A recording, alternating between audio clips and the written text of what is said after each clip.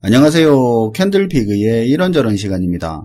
저는 가끔 과거에 만들었던 좀 지난 영상의 댓글을 한 번씩 보는 경우가 있는데요. 그걸 보다 보면 이 시청자분이 1, 2년 전부터 지금까지 봐주신 분이구나 그렇게 느낄 때도 있고요. 과거 댓글에서 영상의 아이디어를 얻기도 합니다.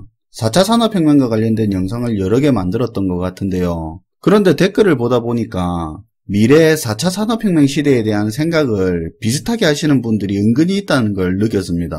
내용은 이런 건데요. 4차 산업혁명 시대는 인간이 노동에서 해방되는 시대고 사람 대신 로봇들이 일을 하고 기업주들은 인간의 임금에 준하는 로봇세를 내고 정부는 그 로봇세로 기본소득을 주고 노동에서 해방된 인간들은 자신들을 위해서 의미 있는 활동을 하고 살아갈 수 있을 거다 이런 종류의 의견입니다. 여러분들도 어디서 한 번쯤은 들어본 이야기일 것 같은데요. 그래서 오늘은 이런 의견에 대해서 제 생각을 이야기 한번 해볼까 합니다. 물론 미래는 아무도 모르는 거고 그렇기 때문에 제가 그 의견이 틀렸다거나 반박하는 개념으로 하는 말이 아니라는 점 먼저 알아주시면 좋을 것 같고요. 답이 있는 내용은 아니니까 그냥 캔들피그 이 사람은 이런 식으로 생각을 하고 있구나 정도로 이해해 주시면 좋을 것 같습니다.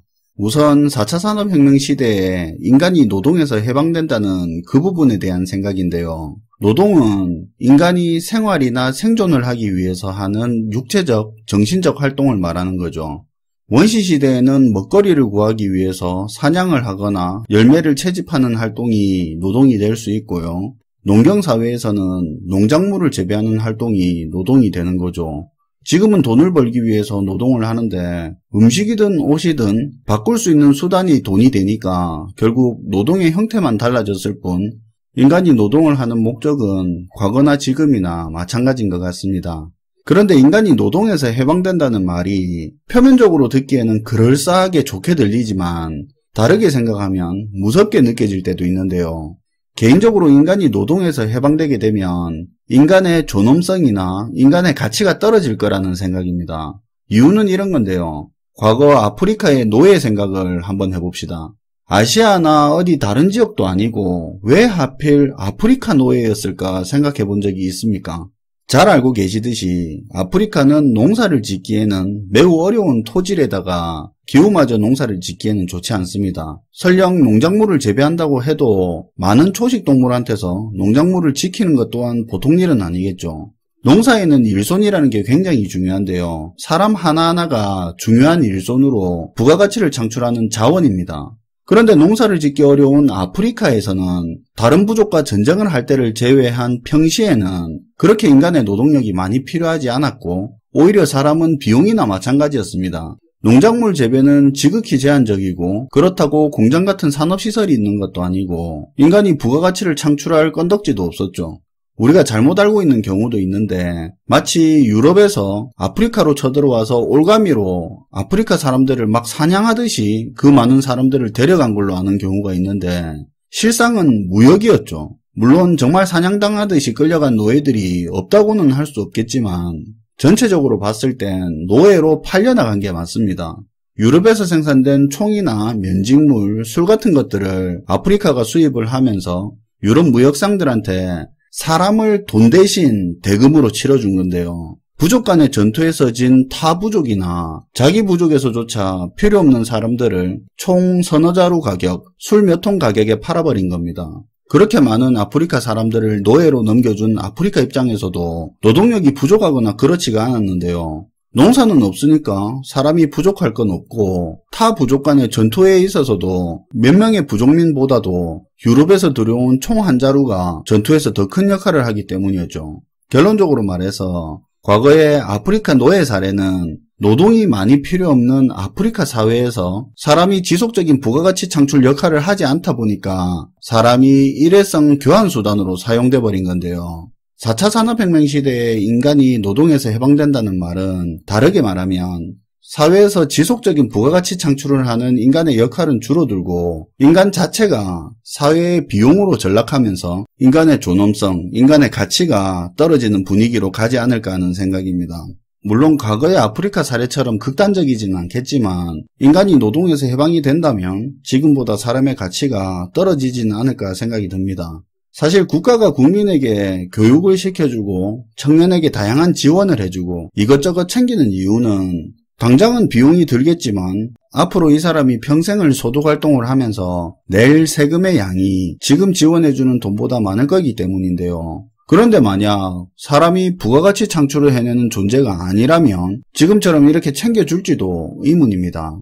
지금까지 노동에서 해방된다는 말이 인간의 가치 하락으로 이어질까봐 우려되는 것에 대한 이야기였고요. 그 다음은 인간이 노동을 안 하면 인간은 무슨 돈으로 먹고 사냐의 문제인데 로봇의 이야기가 많이 나오더라고요. 로봇을 사용하는 기업에게 인간의 인건비에 준하는 로봇세를 징수하자는 이야기인데 말이 안 되는 건 아니더라고요. 기업 입장에서 사람에게 인건비를 주든 로봇을 써서 그 돈만큼 세금을 내든 손해보는 장사는 아닌 겁니다. 로봇한테는 식대나 복리후생비 같은 게 안 나갈 거고 연차 같은 것도 없고 잔꾀 부리는 일도 없으니까 이익일 수도 있겠죠. 노조 파업 같은 것도 없을 거고요. 기업이 임금 대신에 낸 로봇세로 사람들은 기본소득을 지급받고 살아갈 수도 있을 겁니다. 노동은 로봇이 대신해주고 혜택은 인간이 받는 게 되겠죠.